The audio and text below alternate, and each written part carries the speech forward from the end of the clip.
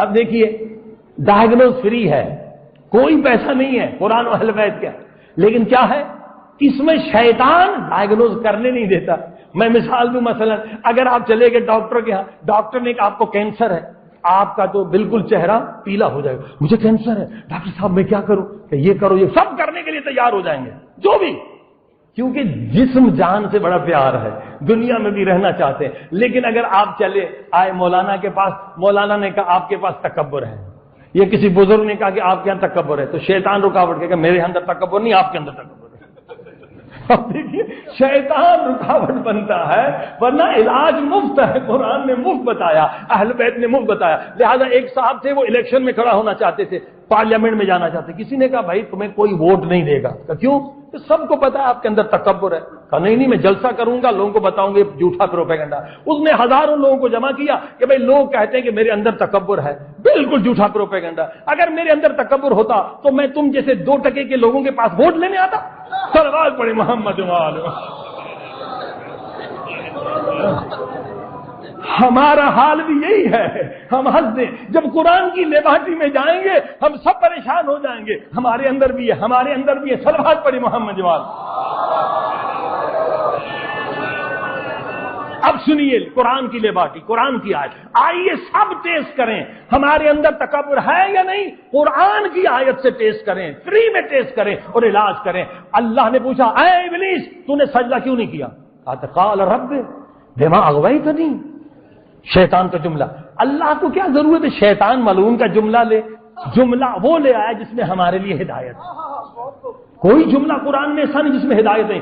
تو نے آدم کو سجدہ کیوں نہیں کیا؟ تو شیطان کیا کہتا ہے؟ قال رب بما اغویتنی، اے میرے اللہ میرا قصور نہیں، قصور تیرا۔ اب سمجھ گئے شیطان کیا کہہ رہا؟ قال رب بما اغویتنی، اے میرے اللہ قصور میرا نہیں، قصور تیرا ہے۔ یعنی جو اپنی غلطی نہ مانے وہ اندر سے شیطان ہے، اپنی غلطی نہ مانے اندر سے شیطان ہے۔ کہتا قال رب بما اغویتنی، اے میرے اللہ میری کیا غلطی ہے، میں تیرا کتنا اچھا بندہ تھا، سجدے پہ سجدے دے رہا تھا، تو نے آدم کا حکم کیوں دیا؟ اگر تو سجدے کا حکم نہ دیتا میں قیامت تک تیرا مومن بندہ رہتا۔ یعنی شیطانیت کیا ہے؟ جو اپنی غلطی نہ مانے اس کے اندر تکبر ہے۔ اب آپ نے جہاں بھی جھگڑے ہوتے ہیں، جھگڑوں کی بنیاد کیا ہے؟ ہم اپنی غلطی نہیں مانتے، پتہ ہم نے غلط کیا، شیطان کان میں کہتا ہے بے عزتی ہو جائے گی، نہ مان اپنی غلطی۔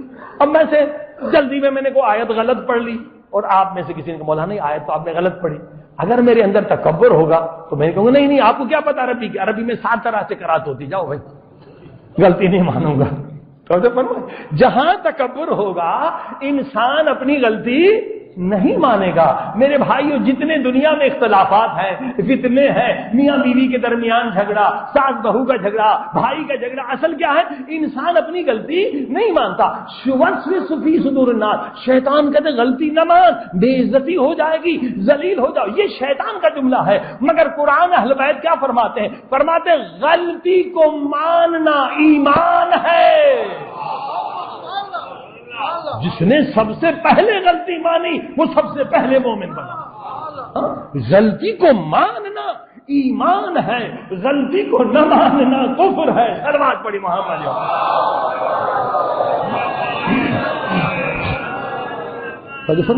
غلطی کو ماننا ایمان ہے، اور پھر اہل بیت کیا فرماتے ہیں؟ غلطی کو ماننا شرافت کی دلیل ہے۔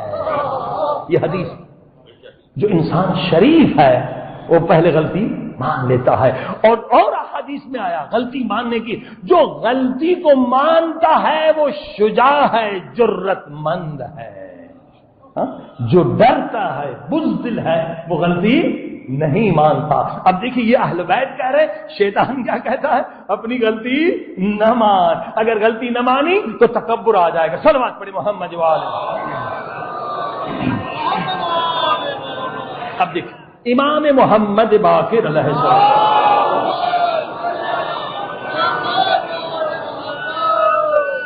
سرکار نبی پاک صلی اللہ علیہ وسلم،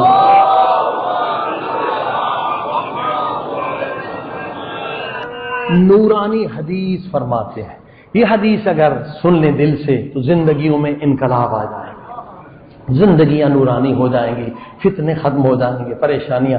نبی پاک کی کیا حدیث فرماتے ہیں کہ 3 دن سے زیادہ مومن سے، مسلمان سے ناراض رہے تو خدا دونوں پہ لعنت کر۔ بتائیے، ایک مومن کھڑا ہو گیا، ہاتھ جوڑی، مولا 2 مومن کی لڑائی ہو گئی، 2 مسلمان کی، ایک قصوروار ایک بے قصور ہے، تو جو بے قصور ہے جس کا کوئی جرم نہیں اس پہ کیوں لعنت پڑے گی؟ تو امام نے فرمایا، آسان کر کے بتلاتا ہوں، جس کا قصور ہے اس پر لعنت پڑے گی قصور کی وجہ سے، اور جو بے قصور ہے اس پر لعنت پڑے گی تکبر کی وجہ سے۔ کمانا وہ کیسے کہ اللہ کا حکم ہے، نبی پاک کا حکم ہے، مولا علی کا حکم ہے کہ 3 دن سے پہلے صلح کر لے۔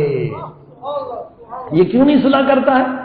اس کے اندر تکبر ہے کہ بھئی بے قصور بھی میں اور صلح بھی میں کروں، وہ آ کے مجھ سے معافی مانگے۔ فرمایا یہ کیوں؟